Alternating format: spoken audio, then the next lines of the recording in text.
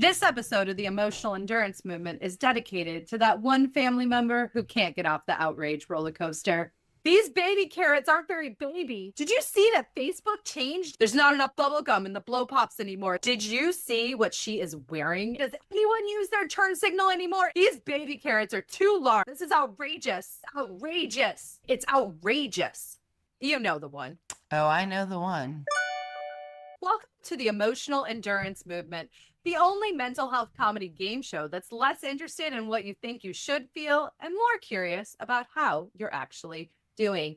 Each week, we name a real feeling, break down what's happening under the hood, and give you some practical skills to help you build your capacity to handle your real life while we give each other points for staying regulated in this dysregulating world. I want to take a second and introduce our perennial contestant, our behaviorist at large, and someone who actually had a good time on a girls' trip this weekend. It's Crimson McDonald. I also want to introduce you, our other perennial contestant, the viewer at home who completes our weekly survey, tells us how they're feeling, and works with us to stay regulated during these very dysregulating times. This week's feeling, outrage. And if you've been feeling a little spicy lately, you're not alone. Let's get into it. We're going to start off with our insight of the week, which comes to us from the wonderful Brené Brown. Brené says, anger is information. Brené Brown. That's right. We're talking about outrage today, not because we don't want you to feel it, but because we want you to know what to do with it. Outrage is information like any feeling, but it's not instructions. It tells us that something feels wrong, unfair, or out of alignment, but it doesn't automatically tell us what to do next. And what we do next, whether it's regulated or dysregulated, really unlocks the rest of the story. What do you think, Crimson? As always, Brené Brown captures the moment perfectly. If you can see anger as information, you are one step ahead of the game. Absolutely. A lot of people push this emotion away because they don't think that they're allowed to have it or that they should have it, or they just simply don't want it. Outrage and anger are not necessarily comfortable emotions. But if we can learn to really bring it into the fold and work with it and understand it and either amplify it or contain it, we can really get a lot of use and information and motivation out of these feelings. But not all outrage is created equal. In fact, there's a lot of nuance to outrage, and that's part of what you're going to see in our episode today, because some outrage was so overwhelming and disempowering that we'll often shut down and not do anything about it when we really need to be turning the volume up. And some outrage is so stupid and not worth our time, and it gets needlessly amplified, and we need to find a way to turn it down. So outrage really has these dual realities, and you won't be surprised to hear that whether or not you're regulated or dysregulated with your outrage has a big impact on how it plays out. Outrage is addictive. It's a easy train to get on and a hard train to get off. And I see a lot of people just, and sometimes it's just the day. You just start the day on the outrage train and can't get off. But sometimes it's a mode of living and it's extremely toxic. Now we're going to move into our emotional weather report. Crimson, I heard we have 262 members within the emotional endurance movement this week. Is that true? And how are they feeling? That's true, Laurie. We're growing for the over 260 members that took the survey. Overall, what we are seeing is that, as always, we're mixed. The regulation roller coaster is up and down. So overall, the majority of us felt like it was up and down. We were dysregulated and regulated. As we always say, that's really the standard and the norm. But this week, a lot more people reported being dysregulated than last. So it looks like I can't say we're trending in the regulated path. We're kind of going both ways on this one. Where are you holding it together and where are you falling apart? And honestly, dysregulation showing up most at home. If you look at that, family and home and caregiving is just consuming us. And that is where we are finding ourselves with our reserves empty and our threshold of tolerance very low. And so we're struggling at home right now. Definitely. That is where we are letting our dysregulation rule us. So, how are we coping? That's the biggest thing, right? Because we can't control what happens in life. It's about how we cope with it. And our metric that we call our coping effectiveness is at about 61%. What does that mean? Our capacity's there, but we're under a little bit of pressure. So hang in there, guys. We're doing pretty good. We're more effective than ineffective at our coping skills. That's a little lower than last week, and the dysregulation was a little higher, which makes, I mean, it makes sense. You know, people are more stressed and they're struggling to cope a little bit more. But that's definitely a dip from last week. It is a dip. People are feeling it might be the new year is wearing off quickly. The ambition of the new year. Yeah, the newness is wearing off, and we are in it. We are. We are in it. So, where are we feeling the most pressure in our life? Because let's face it, that is what's driving the dysregulation. Whether or not our cup is full or empty is driven by where we're feeling the pressure. So, let's go to our top 5, starting with number 5, boundaries with work and life, which, you know, honestly would be expected, but we still got higher on the list last week. And so it's interesting. Our little bubbles are showing more pressure at home, less at work. And we're seeing the boundaries go a little bit lower on the list this week. All right. At number 4, workload. So we are overwhelmed. We have too much work to do. That's for sure. But what is interesting is number 3, anticipatory stress. Now, I don't know about you, Laurie, but when I think of this, now that we're business owners, well, I mean, our family's been business owners for decades, right? But is it Q1? Are we struggling with quarter 1? I just wonder, given our lower, sample base of, it's good for us, over 200. But I wonder if a lot of us are entrepreneurs or business owners, Q1 can be a rough time for us. Totally. I also think there's a lot of uncertainty right now, more than usual. It seems like it's kind of exponentially growing week by week. Yes. And I think anytime there's that level of uncertainty, that anticipatory stress hikes up, right? Because generally speaking, uncertainty kind of feels unsafe to our brain, even though all of life is uncertain. And honestly, uncertainty would have fallen in our top 10, so... Oh, okay. All right. Okay. All right. So coming in at number 2, we just don't have enough time. Now, never enough time in the day. Leave it to me to take this to an existential level. We never have enough time. So, as Laurie knows, and as everyone should know, Alexander Hamilton, right? You can't wait for it. You gotta get it done. You gotta get it done. Yeah. There's a sense of there's never enough time. At the micro and at the macro. Which brings us to number 1. So if we're wondering why those family and work and life balance and home things are popping up, financial pressure, consequence of the holidays, or a consequence of Q1, or why not both? Why not both, right? Inflation. You name your pick. We're going to see financial pressure. All the financial pressures you could possibly indulge in. Yeah, this is it. Right here in 2026. Yeah, so hang in there, people. It's a rough time, especially those on fixed incomes or those with dependents. This week, overall, I feel like the emotional endurance movement's hanging in.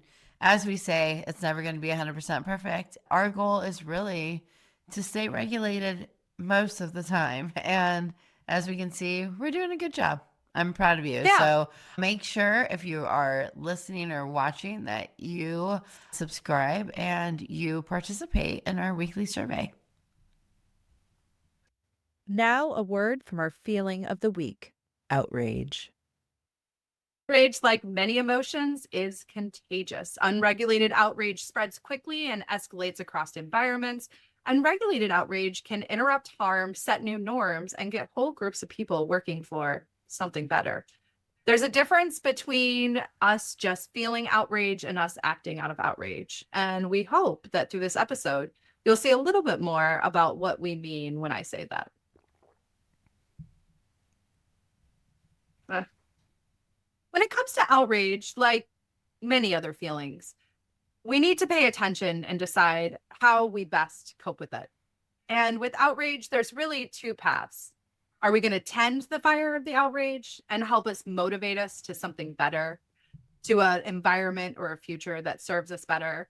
Or are we going to contain that fire before it burns the whole house down? For our first game this week, we are playing a new game called Outrage on Ramp. This is all about those outrages in your life that can feel so overwhelming and disempowering that you honestly just kind of want to pretend that they don't exist. And we're going to take those that we experience and we're going to find ways to help amplify them in a way that feels good, meaningful, and helps us to harness the power of our outrage underneath. I'm going to start because there's been something sitting in my soul since last week that has really not felt great. Last week, I woke up to the news that hundreds of millions of dollars in mental health funding had been unceremoniously slashed overnight. People who felt that they would always have the support to continue to help the populations that they serve found themselves out of a job without much explanation.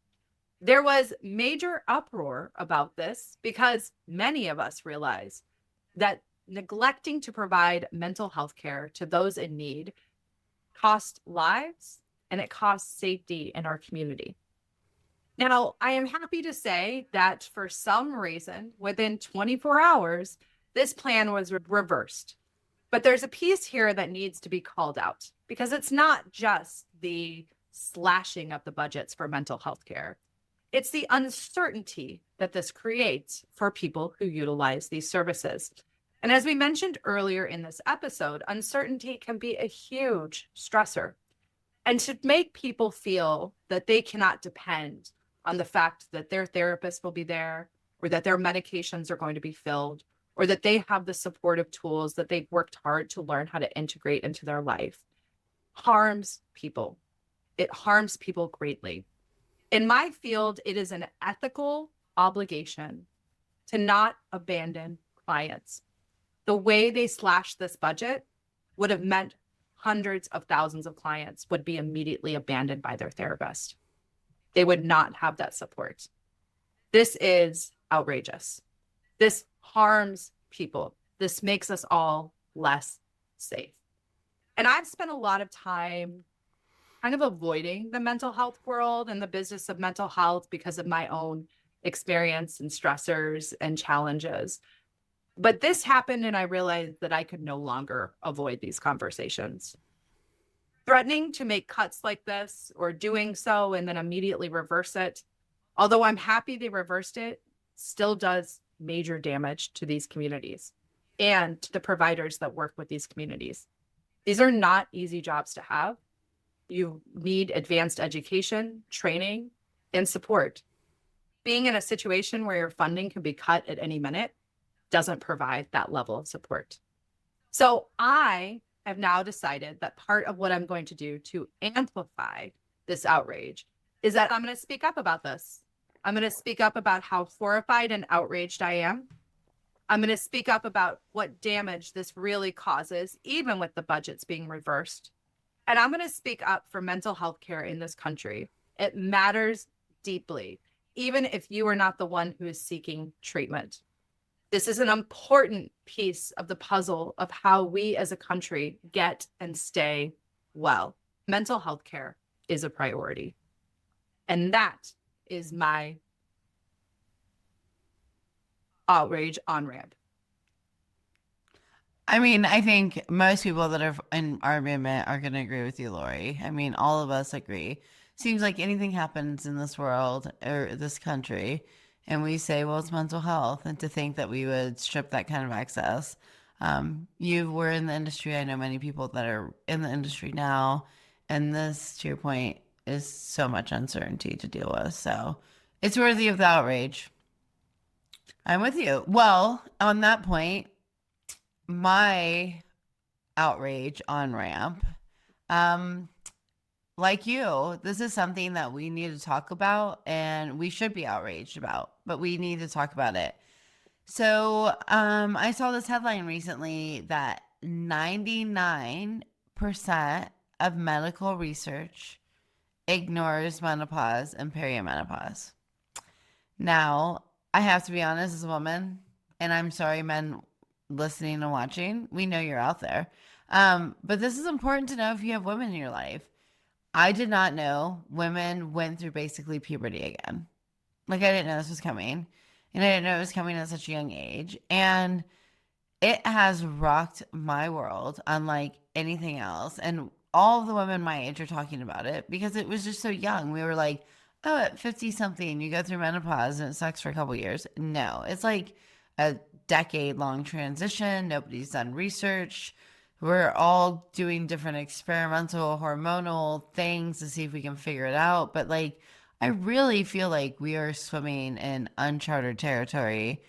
And the outrage comes from why women have been womening for as long as women been womening. And so why don't we know more about this phenomenon that happens with every single woman? And so it's outrageous. It's outrageous that it would be like doing research without considering men have more testosterone than women. It's completely absurd to think that we have neglected this very real variable. And as a result, women at this age are feeling lost. They don't know why they go from loving their life to wanting to kill their husband, but they don't have something pathological going on with them. So I want to amplify it because as this research comes out, and I think as we get talking about it more, we'll push for more research because women deserve to understand what's happening to their bodies. I'm not a scientist. Bodies gross me out ill. I want to know. So yeah, my outrage is the lack of consideration to women's physiological changes that come with perimenopause and menopause.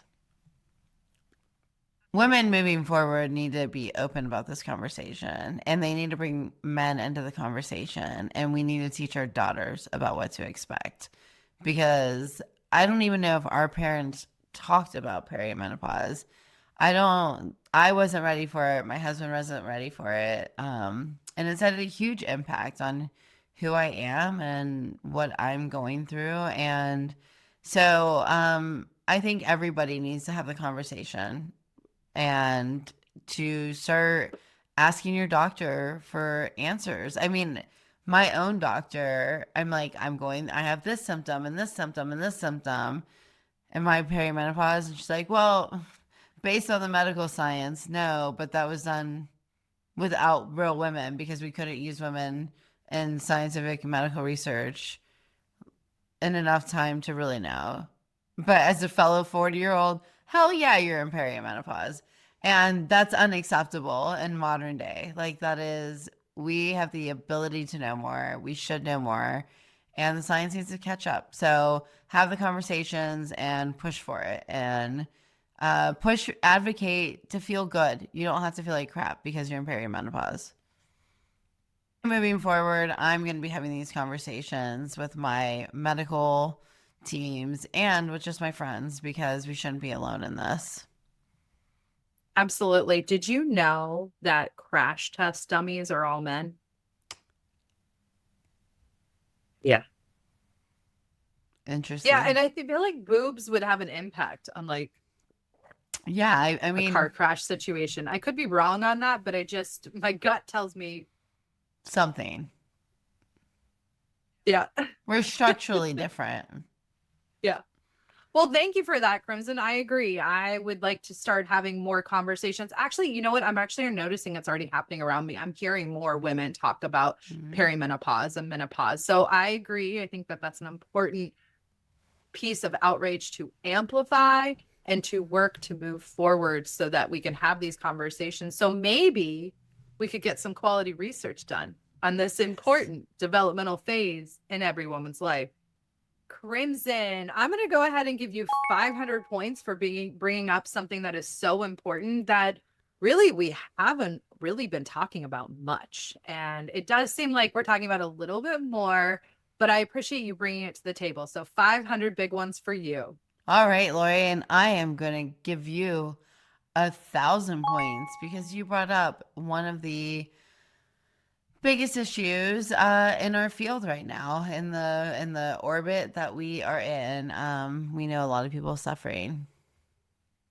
Yeah, access to care is a perennial issue, and it's something that we can't ignore anymore. So thank you for the points, and I'm glad I got a chance to come on here and talk about it. I feel more empowered just by doing that. So thank you for that.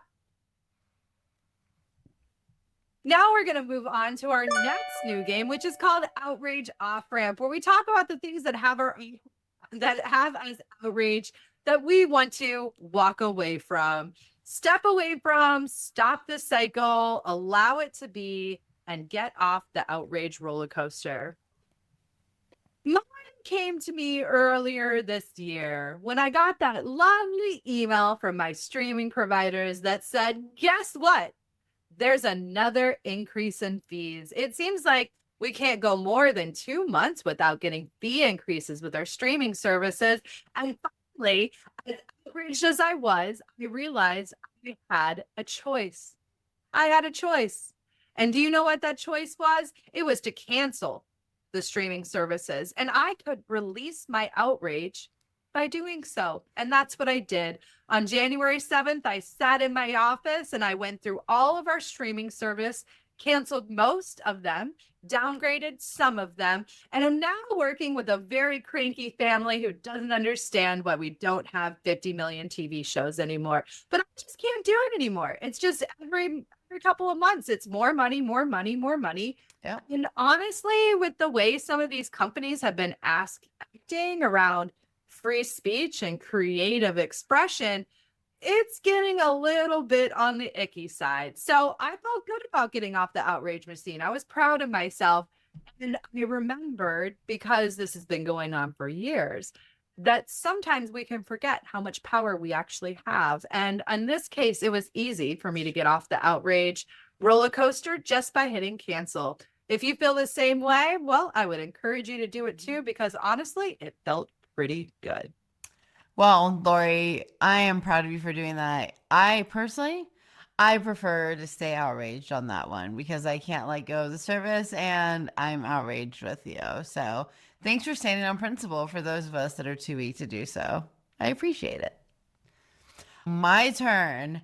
I have had a situation, and I could go into detail about the fun drama of the PTO. Ours is our parent-teacher organization, so PTA, PTO, you pick. But we had a situation that, let's just say, dysregulated some members. And it was interesting because I'm not sure everybody on the board approached it the same way I did, but it was a very clear point in my life, or in that moment. There was a very clear moment where I chose to not be outraged. What was happening was a little outrageous, but I just chose, like, it's not worth it. This is my home. This is my community. These are my people. This is one decision. This is one moment. And this is not worth the amount of energy it is taking. And what I realized is when I chose to take the path off ramp, off of outrage, I realized how ridiculous those outrage were for being outraged about it.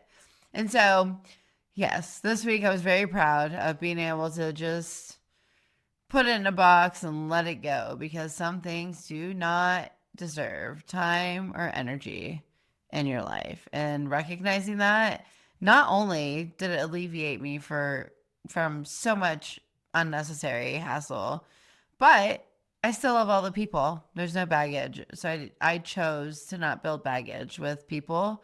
And it's nice to know that you have the power to not be outraged about something. Well, I am super proud of you for getting off the outrage roller coaster, especially when people around you were starting to swirl, because that is really hard to do. Mhm. So 2,500 points to you because dang, that was a good job, Crimson. It is really hard to do that in group situations. And I agree, at a certain point, especially when we're serving with a group, we have to really evaluate what is this going to do to our equity and how does this fit into the bigger picture. And sometimes things are outrageous and we have to learn how to accept them for what they are and move through them. So good job. Thanks. And Laurie, for you, I got to be honest, I would give you more points, but the reality is you're going to go back. So right now, I will give you 500 points and we'll check back in, I don't know, 3 months. And if you are still limiting your consumption, I will give you another 500. Okay. Fair. But I do want to say, like, we didn't go cold turkey. I mean, we still have decent Right. amount of streaming stuff going on. I do agree. And I am much more accepting of it than anyone in my family is. And that brings its own level of outrage to the table. So yeah, let's check back in a couple months and see how it's going. Yeah, and by then, I'm sure I'll have had the conversation with my husband. I know it's on our agenda. So by then I will be with you. But God, isn't it crazy how you're like, I'm gonna cut the cord, and then you do, and it's like Netflix, Hulu. I mean, let's just Oh have this my God. conversation. I was just What do you have? Like, what thinking about this. services do you buy into? Like, let's just So, talk internet, like TV, entertainment. we had Hulu with live TV. That's Okay. been cut. But we still have basic Hulu. But honestly, it's so basic. I don't know if it's gonna make it long term. Right. We have Netflix, but I found a way to get our Netflix account folded into our phone bill. So we still have that one, but we're not paying for it. We canceled Paramount, which was a newer ad, and was like subpar. And then we had like a couple of like we get Prime Video, which you get if you have Amazon Prime. So Mhm. again, like we're paying for it ish, but we had a couple of like additional channels like BBC Select or something else that we randomly gotten a trial for and forgot about, which Right. is classic, that we got rid of. So I mean, we still, like I said, we have Netflix, we have Hulu, and we have Prime still. That's what I And want to get down to.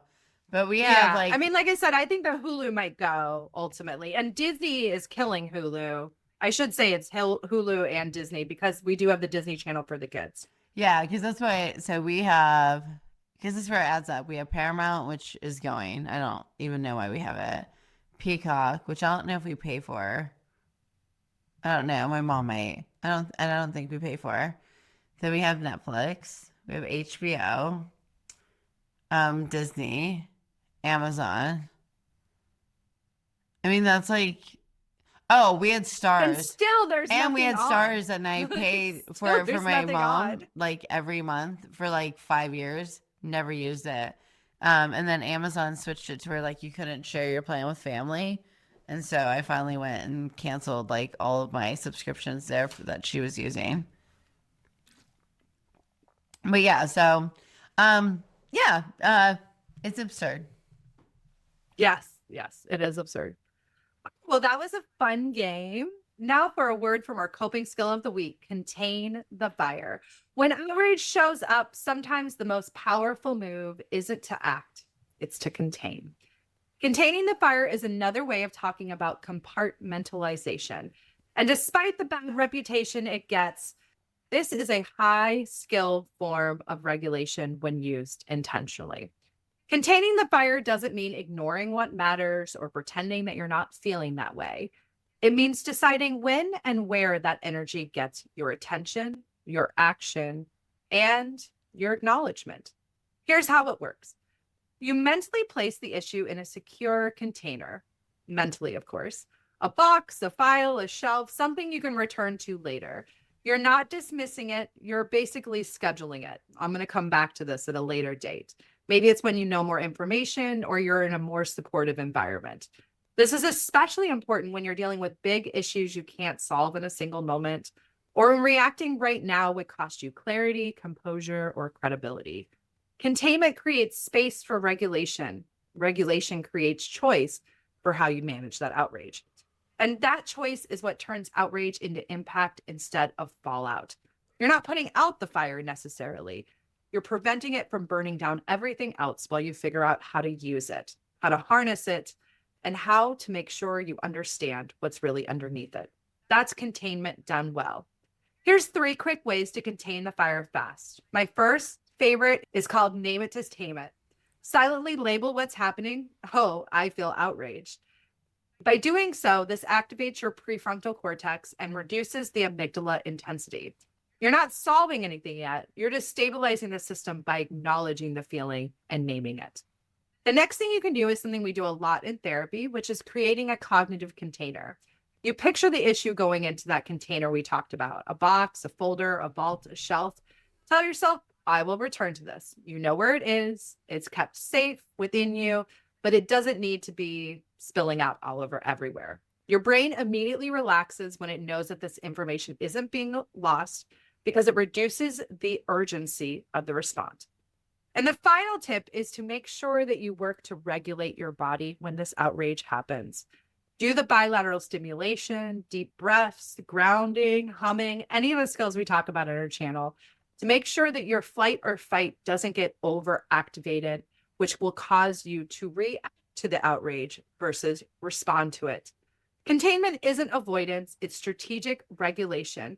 And when you're regulated, outrage becomes something that you can use, not something that uses you. That's all from our coping skill of the week, contain the fire. Now we're on to our last mini game. This one we're calling Once Upon a Karen. When we tell a story of a time when we didn't contain the fire and it made a mess all around us, we're going to tell the fire and then we're going to tell 3 things that we could have done to have been less of a Karen in that moment and more of a compartmentalizer. All right, Laurie. So this story happened actually right when I met you. If you recall, we lived in downtown Cincinnati at the Great Waldo. Before we met, and I think you knew this, I had a blog, a very successful blogging career that put me through college and graduate school. But it was glorious. And what I talked about was not just politics, but mostly pop culture.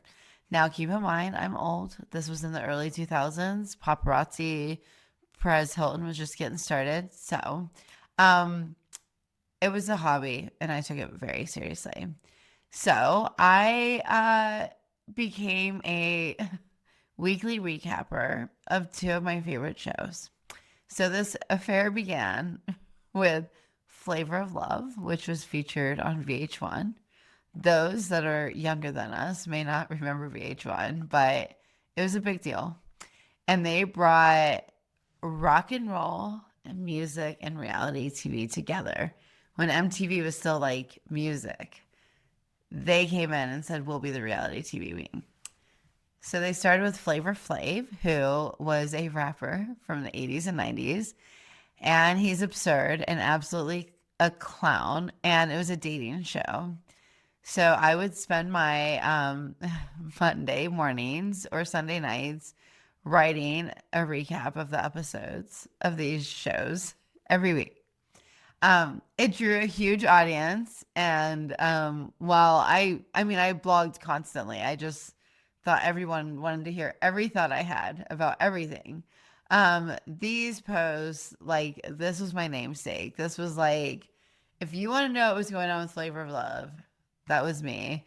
And then it turned into Rock of Love. So we live in downtown Cincinnati, and Time Warner Cable gets into dispute with VH1. And they are no longer going to carry VH1. But there is a problem with this. They're going to cut the cord on Saturday at midnight. And this finale of this glorious show, Rock of Love, the night that we are going to find out who won Bret Michaels' heart the first time. And sure enough, I get the news that Time Warner Cable is just going to stop airing VH1 content. I cannot even explain to you the rage that this inspired. I made a contract with Time Warner. They were going to deliver that VH1 to me. There was nowhere in the contract that said if we get pissed off at VH1, like that changes. And I had a lot of opinions about this. And I also had easily $26 of ad revenue wrapped up in this for that episode recap. So I am like, this $26, this is the finale. I mean, I'm not just talking like, oh, it's Sunday night and we're having girls' night and we're going to watch this. This is like the finale of a show that I've been blogging about when shows were like 22 episodes or something. Like they were constant. So I did what any person would do, which is call Time Warner. And that's always a great step forward in staying regulated, calling a cable company. Let's just say that it was embarrassing. Some of the quotes from that call, I'm just really glad they weren't captured, because there were things like my livelihood is staked on this. No, it was like $20.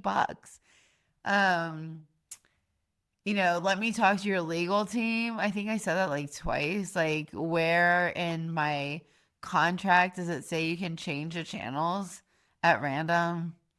I think I said I was a victim several times. I mean, I don't even know. Like, I just know my husband, but then boyfriend, like, thank God he stuck with me, because I was like early in the whole process, was just like flabbergasted. I mean, he just sat there like, oh my God, I cannot believe this woman is capable of this. And you aren't going to change the world. Like, you are not going to get Time Warner to change their mind about VH1 for the entire region. But the best part was I did, Laurie.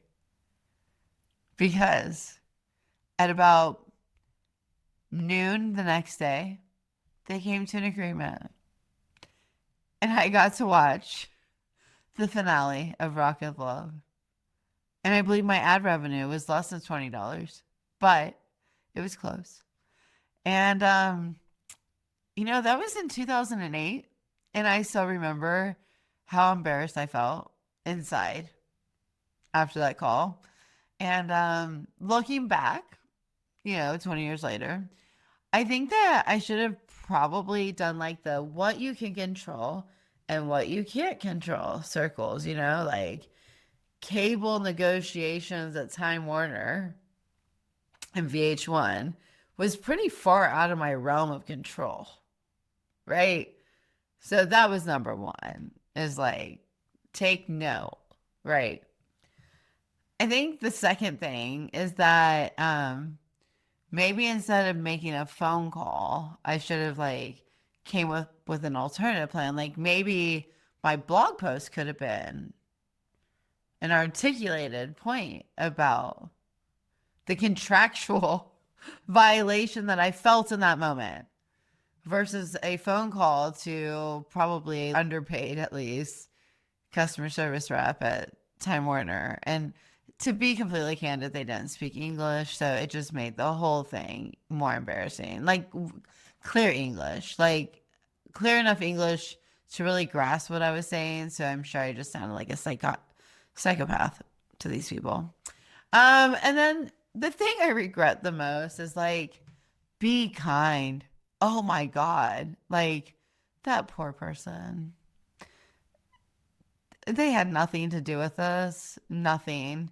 And I think I wouldn't let them hang up with me. Like, I was like, I am paying you. I think I asked for a refund of the day too. Like, if you don't show it, I get a refund for that one day. I mean, it was ridiculous. And so, had I been kind and like stayed calm and measured and regulated and realized the lack of control everyone in this scenario had, I think I would have not been talking about it 20 years later. That is a great story. And Rock of Love, oh man, those were the days. I know. Those were the days. My Once Upon a Karen story starts out like any good story at Jimmy Buffett's Cheeseburger in Paradise. Now, if you haven't been to a Cheeseburger in Paradise, it's based off of Jimmy Buffett's song Cheeseburger in Paradise, where he lists off all the different ingredients that go on a burger to make this cheeseburger in paradise. And so this is just a little burger shack. I don't know if they're still around anymore. They used to be around. I see more Margaritavilles now, so maybe they got kind of absorbed in the Margaritaville bucket. But, it was just its standard kind of sit down burger joint. And I went there once with my mom and sister. And I forget what it was, but there was some type of conversation I needed to have with my mom at lunch. And I was already like amped. You know, when you walk into a situation, you're already like amped up, ready to go. I was amped. Okay. And we get into this Cheeseburger in Paradise and it's like 11:30. They open at 11. There's literally no one there and they refuse to seat us. Like they're like, oh, we just need a few more minutes before we'll see you guys. So like, okay, fine. 5 minutes, fine. 10 minutes, fine. 15 minutes, like it's getting like not fine, right? And I'm getting increasingly amped because I need to sit down to have this conversation. I can't just have it in the chairs at the front of the Cheeseburger in Paradise. I need to be in the booth to have it. Okay. Don't ask me why. Don't ask me why. So I'm amped up. All right. And, I'm getting more and more irritated because they're not seating us. And I remember my mom being like, it's okay. Just like calm down. And that was the moment. That was the moment that I lost it. I lost it. And I went up to the hostess and I said, you all have lost Cheeseburger in Paradise customers today for not sitting us. And then I turned around and I grabbed my family and I stomped out. And we went to the Panera across the street. Well, I embarrassed everybody. Everybody was upset because nobody wanted Panera. Everybody wanted Cheeseburger in Paradise.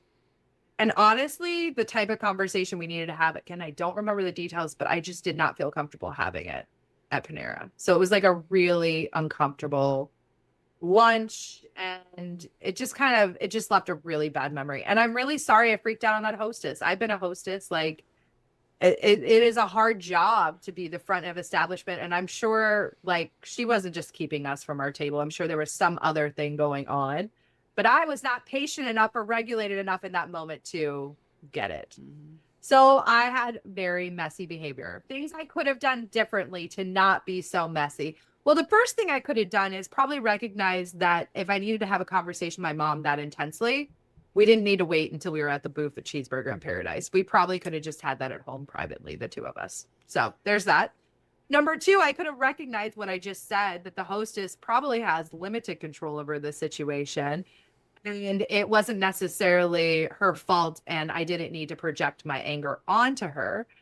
And the final thing I could have done differently is I could have just prioritized enjoying Cheeseburger in Paradise. That could have just been the main event that day, And I wish it was, because I'm not sure. I don't think I ever went back to a Cheeseburger in Paradise, and I don't think they're a thing. I know. So I feel like I missed out on an opportunity, my dysregulation got ahead of me and I was a total Karen in that moment. And it is funny. I mean, it's been 15 years. I still I do not feel good about it in my gut. And I hear that same in your story too. Oh, I mean, it sticks with you. And I mean, I think the things that we're talking about are hilarious. Let's face it, right? These are but we can see how dysregulation hangover is a thing.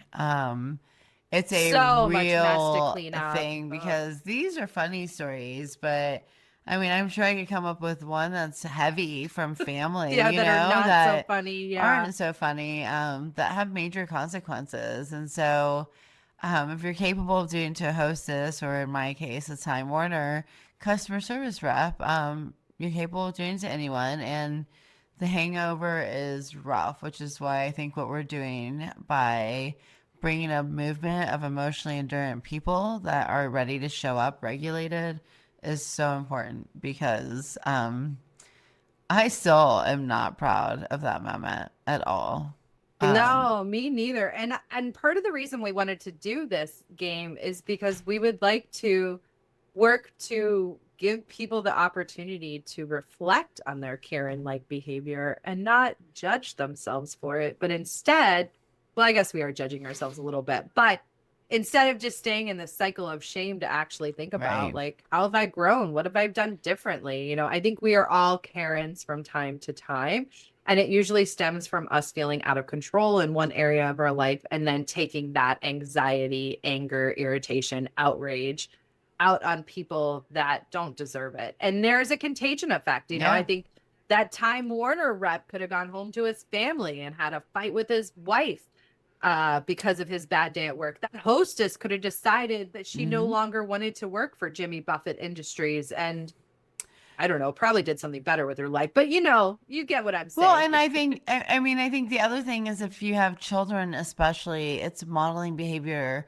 There's study Yes. after study after study that says really the biggest thing that we pass on to our children, the most universal and most comprehensive result of longitudinal studies about childhood development and what parents influence, the number one thing is how we treat people. And so we don't want to be dysregulated to Time Warner. We don't want to be dysregulated to that hostess because if we have children around us, we are modeling those behaviors. So when they're in those situations, they think that's acceptable. So I think in these situations, we both learned. I now, and it's been a long time, I still say, I know I'm getting extremely frustrated, and this is not directed at you. And I'm very sorry if I am getting amped up. I'm just very frustrated. I try so hard to make sure I tell the customer service rep because the reality is I'm going to get pissed. We're going to get pissed at people. And it Yeah. is hard to keep, I mean, without my son, when I try not to yell at him, I'm patronizing. So it's like finding that balance or just being transparent. Like, I want Time Warner to dissolve and liquidate, which I think they did. I mean, in that capacity in this region. I think they just rebranded to Spectrum because everybody was complaining about Time Yeah, Warner that's so one way to much. deal with your problems. Their too. brand got tranked. Yeah, Yeah. it's Tanked. a little harder as a person to rebrand. Well, I appreciate you mentioning that because I had a situation. My daughter was with me earlier this week. I had a situation that I went to go return something and they were giving me a real hard time to the point that I was like, okay, I will leave and come back with this random thing that I need to have to return this item. And I was getting really frustrated. And I mean, like the lady was like apologizing and stuff. And I kept it together and I was like, I mean, it's not your fault. I'll be back. I think I probably showed irritation, but I didn't take it out on her. And I think that's another thing we need to kind of normalize is like you can have emotional expression and not be a Karen. I think a lot of times people are like worried that any type of feeling reads that way. It really reads that way when you're dysregulated and you're taking your feelings out on somebody who is either not involved or is not culpable the way Right. that you are trying to make them culpable. Yep. And you're right. Absolutely. Showing our kids what it means to stay regulated in tough moments is a huge part of how we prepare them to be happy, healthy, well humans into adulthood because the triggers don't stop. They're going to be upset because there's their version of Rock of Love, which God only knows what that'll be. Oh, I don't even want to think about it. But and also, I mean, there is also another major component about it. It's that you have better outcomes. Yes, that's the key. My grandma always used to say, you get more flies with honey than with vinegar. Now, fun fact, scientifically, that's actually untrue. But in life, I find it to be really true. But I do find it's- it to be true. If you call and collaborate with a customer service rep versus attack them, you get much farther, much quicker. So for those that haven't gotten dysregulated from those calls, good for you. Those that have, get off that train. Hey, Crimson, you get another. Actually, I'm going to say 2,700 points now just because I am such a fangirl of Rock of Love. And I remember the vlogging. I remember that. Oh my gosh, that finale of Rock of Love. Like we had like a party, I think, if I remember correctly, like a watch party. Okay, so Like, when this I is a was telling, whole thing yeah, socially. when I was telling the story, I wanted to ask you, Were you around? Like, I feel like you Yeah, had to I have was been around for the watch party, which is why you got an extra 200 points because it was a slap-in watch party. Well, and no I think wonder, it still would have been even if we couldn't watch the thing. but no wonder why I felt the pressure. It wasn't just my $20 a week in Google ads. It It was was, also your it social was my, yeah, collateral. we were, I mean, so for those that don't know, Laurie and I got to live in the same building in downtown Cincy. And it was really fun. And so, and we both like having parties. And so, I kind of came up with a lot of excuses for parties, I think. So it totally makes sense Yeah. that I would have been like, Rock of Love finale, party time. Let's do it. That show was absolute trash that I loved. Trash. Oh, I mean, Lovable I trash. think, so when I was trying to find a picture for this episode, I ended up on I don't some streaming service like VH1 has a website or something. And there were episodes and I clicked and it like triggered so many memories and I'm like, I wonder how offended I would be watching this today. So, oh, it would be either way or like no feeling at all. There would be no middle Right, ground. right. Like I just feel like a lot of things probably happen that in today's world we'd be like, whoa. Yeah. Yeah. Mhm. A lot of things happened on that show that are probably quite Questionable. questionable. Yeah. Yeah. Well, Lori, I am going to give you 1,000 points because you know what? You gave up a cheeseburger in paradise, and I can't give you more than 1,000 because anyone's gonna give up a cheeseburger in paradise. Yeah. You missed out. You missed out an opportunity. I like my cheeseburger I should give with you a lot less, of regulation. but staying regulated with your daughter, I'm gonna, keep you a little elevated.